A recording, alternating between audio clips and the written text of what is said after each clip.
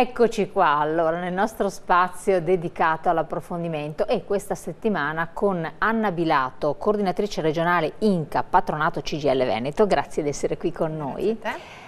Parleremo dell'app social e quindi tante novità che sono importanti, lo spiegheremo bene, tanti di voi l'hanno anche richiesto anche in occasione dei nostri approfondimenti del venerdì con le repliche successive. Adesso è arrivato il momento di capire chi riguarda, le persone interessate, quali sono i vantaggi, i benefici, quali invece giustamente come alcuni di voi ci hanno anche richiesto, le attenzioni da porre. È tutto oro quel che luccica? Che cosa è bene fare o non fare. La massima esperta al riguardo è qui con noi e quindi con pazienza e calma ci ripeterà nuovamente quelli che sono i punti fondamentali. Anna Bilato. Allora, intanto questa, esatto, l'app sociale, come la può essere definita? Che cos'è? Allora, innanzitutto l'app sociale è un'indennità che per la prima volta è introdotta nel 2017 con la legge di bilancio del 2017 ed è un'indennità che viene riconosciuta a determinate condizioni. E quali sono queste condizioni? Sono in sostanza quelle persone, lavoratori e lavoratrici che devono avere compiuto almeno 63 anni di età. E allora a questo punto io chiedo dalla regia, eccola qua, perfetta, la nostra slide che ci riassume il tutto. I 63 anni di età, donne e uomini, devono avere un'anzianità contributiva, perciò devono avere lavorato per almeno 30 anni, ed avere determinate condizioni per poter accedere con questa, diciamo, anzianità contributiva. Poi esiste un'ulteriore anzianità contributiva che è di 36 anni di contribuzione per coloro che hanno svolto lavori particolarmente gravosi. Poi eventualmente vediamo se c'è il tempo e lo spazio di elencare quali sono questi lavori gravosi. Esatto.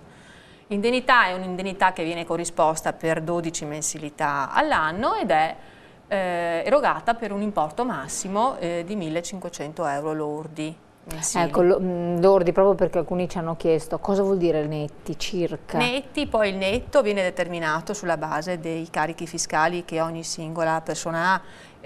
Se stiamo parlando di una persona con nessun familiare a carico, all'incirca arriverà 1.200 netti circa. Ecco, 1.200, circa siamo sui 1.200 indicativamente, certo. Dopo non massima precisione, perfetto. Perfetto. Poi quali sono le altre condizioni che devono avere le persone per poter accedere? Se andiamo sulla slide successiva magari le vediamo, le ulteriori, eccole qua. Ecco, questa è una novità introdotta dalla legge di bilancio del 2018 perché poi appunto la legge di bilancio del 2018 ha introdotto alcune modifiche che hanno, diciamo, in qualche modo reso un po' più fruibile questo tipo di indennità. Una di queste modifiche è la possibilità per le donne di poter ridurre il requisito contributivo richiesto dei 30 o di 36 anni a seconda di quanti figli hanno avuto. Possono avere una riduzione di massimo 2 anni del requisito contributivo e sono 12 mesi per figlio in sostanza. Una lavoratrice con 2 figli potrà avere appunto l'APE sociale non con i 30 anni ma bensì con i 28 se appunto nella condizione di avere appunto due figli. Quindi, così come 34 anziché 36. Continuativi, versati in modo continuativo? No, anche non continuativo. Diciamo che purché all'atto, diciamo, del 63esimo anno d'età abbiano nell'arco della vita lavorativa almeno, diciamo, questo numero di questa anzianità contributiva. Quali sono le ulteriori condizioni? Perché non finisce qui, esatto. Cioè, chi può richiedere quest'app social? Perché possono farlo tutti? No, attenzione. Andiamo su un'altra slide a questo punto. Esatto, l'altra slide e viene proprio elencate quali sono le condizioni, vengono riassunte brevemente le condizioni che devono avere questi lavoratori, appunto si devono trovare almeno in una di queste condizioni. Qual è? iniziamo con i disoccupati, cioè coloro che si trovano ad essere privi di lavoro a seguito di un licenziamento o di una diciamo, risoluzione consensuale del rapporto di lavoro. Comunque, quindi anche le dimissioni, una persona che lascia il proprio lavoro o no?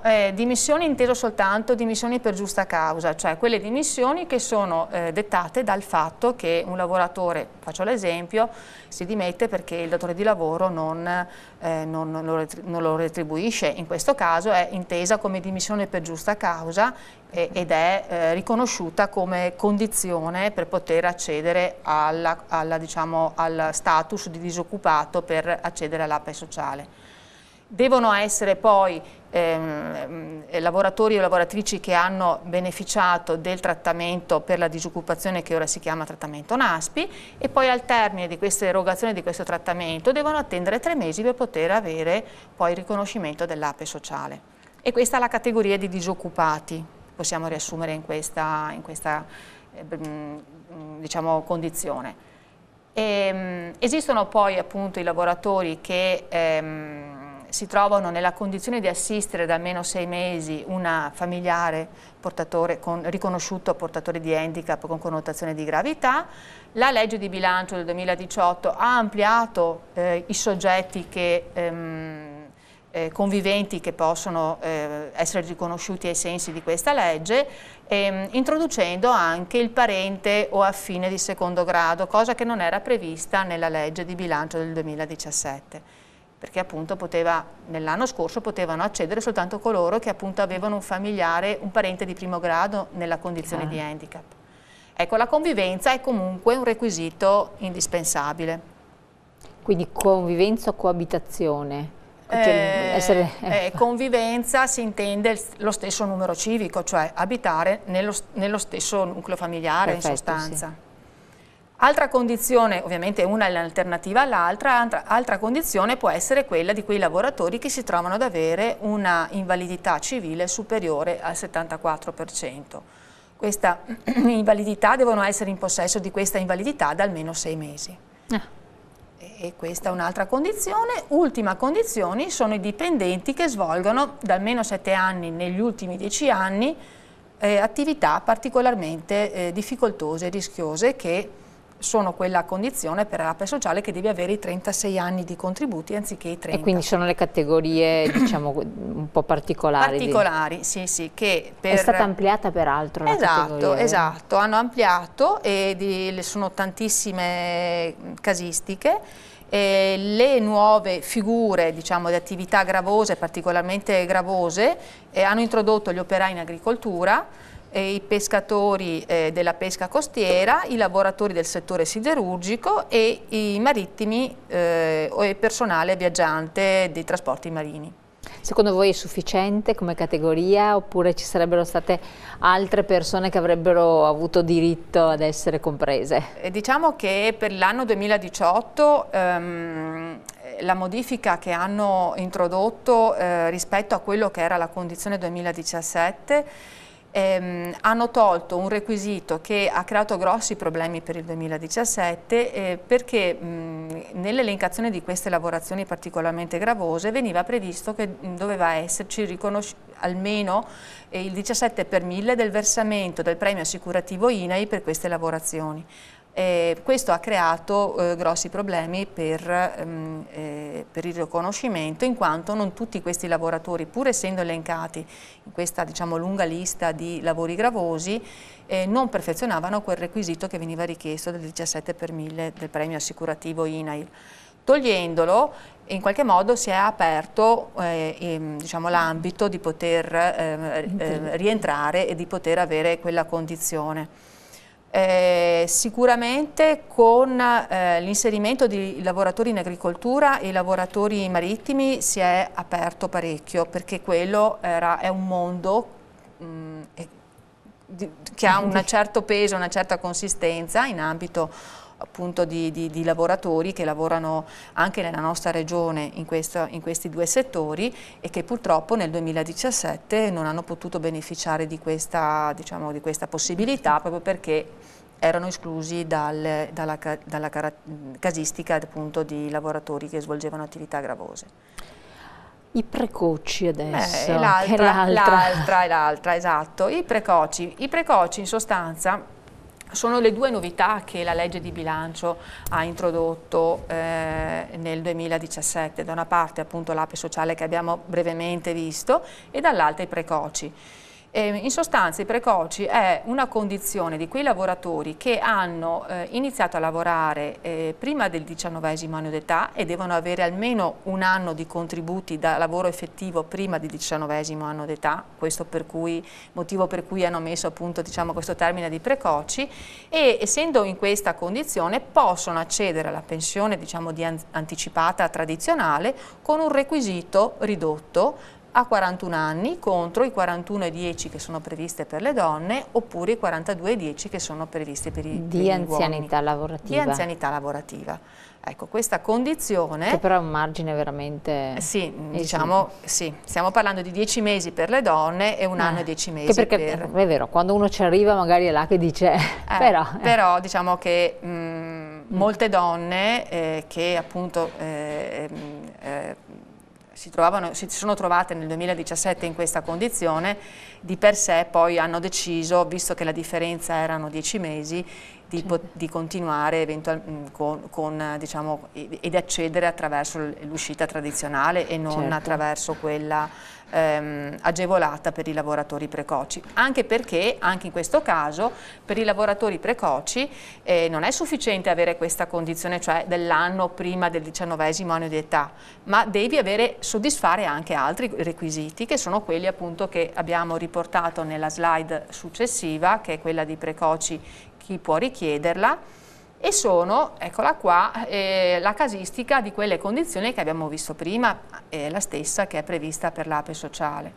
Cioè un lavoratore precoce deve avere quella condizione di precocità dal punto di vista lavorativo e contributivo, ma in contemporanea si deve trovare in una di queste condizioni, cioè disoccupato con quella caratteristica che abbiamo appunto visto prima, oppure in alternativa lavoratori che assistono da almeno 6 mesi un familiare o un parente e affine in situazione di handicap con connotazione di gravità, oppure un lavoratore che appunto si trova con un'invalidità civile superiore al 74% e alla fine sempre quella condizione di lavoro particolarmente difficoltoso e rischioso che devono comunque ad avere negli ultimi 10 anni di attività lavorativa almeno 7 anni appunto svolti in una di quelle tipologie di lavoro particolarmente rischioso e gravoso. Perfetto, e quindi questi sono i punti fondamentali. Ecco, esatto. Per tranquillizzare, perché siccome non è semplice, mi rendo conto, è tutto, poi le sedi INCA aiutano a districarsi nelle varie situazioni. Presentando che cosa? Perché poi tanti ci chiedono che cosa bisogna presentare. E questo è uno dei grossi problemi, perché la documentazione è stato oggetto anche insomma, di qualche problema nella compilazione, perché l'INPS ha predisposto, le domande si fanno online nella procedura, nel sito dell'INPS, e i patronati hanno le loro accessi specifici per poter inoltrare le istanze all'INPS. Ci sono anche delle scadenze che per quanto riguarda i precoci il 1° marzo e il 31 marzo per quanto riguarda l'APE sociale 2018. Quindi adesso? Sì, tra l'altro... Attenzione, stiamo parlando 1 marzo per i lavoratori precoci e 31 marzo per l'APE sociale. Ecco, diciamo che non è che poi se arriva uno anche in ritardo, perché la norma prevede che ci sia un primo step e un secondo step di istanze, di raccolte di istanze, perché essendoci uno stanziamento con delle risorse che che la legge di bilancio ha stanziato per ogni anno, si devono creare delle graduatorie. Ah, quindi non è per tutti esattamente, però poi abbiamo visto che le risorse comunque destinate sono sempre, almeno per l'anno 2017, sono state ampiamente sufficienti per dare risposta alle richieste che sono pervenute. Però sì, ecco, il secondo step, perché la prima graduatoria si creerà con queste scadenze, la seconda graduatoria con una seconda scadenza che è quella del 30 novembre del 2018, perciò chi arriva per primo potrà, entro quelle date che abbiamo appena visto, potrà avere più probabilità di coloro che arriveranno anche in fase successiva, ma purché entro il 30 novembre del 2018. Assolutamente, quindi bisogna stare un po' attenti e ecco, valutare le proprie posizioni. Per la documentazione ci sono dei modelli che vengono predisposti dall'INPS, che trovate nelle sedi dell'INCA, e che devono essere compilati dal datore di lavoro e dal lavoratore e poi trasmessi all'INPS a corredo della domanda che farà l'INCA. Praticamente allora andare dal datore di lavoro, farsi lasciare questi modelli, andare all'INCA, esatto, farsi aiutare nella compilazione, tutte le ulteriori domande possono essere fatte a voi come esperti, certo, e poi farlo il prima possibile, perché bisogna entrare in questa graduatoria. Esatto. C'è una graduatoria, quindi ultima cosa, la consigliate o non la consigliate?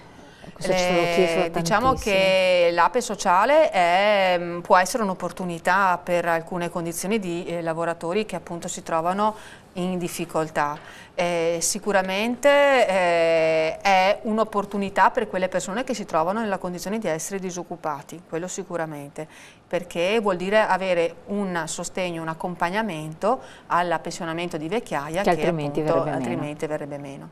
Perfetto, allora grazie Anna Bilato del suo supporto, grazie a voi come sempre di averci seguito. Ricordatevi quindi SPI-CGIL da un lato ma INCA dall'altro per fare le proprie valutazioni sulla propria situazione pensionistica o per poter accedere a questo tipo di supporto, sussidio, indennità come viene definito. Grazie ancora, adesso dopo la pubblicità noi ci ritroviamo in studio con l'approfondimento invece di attualità.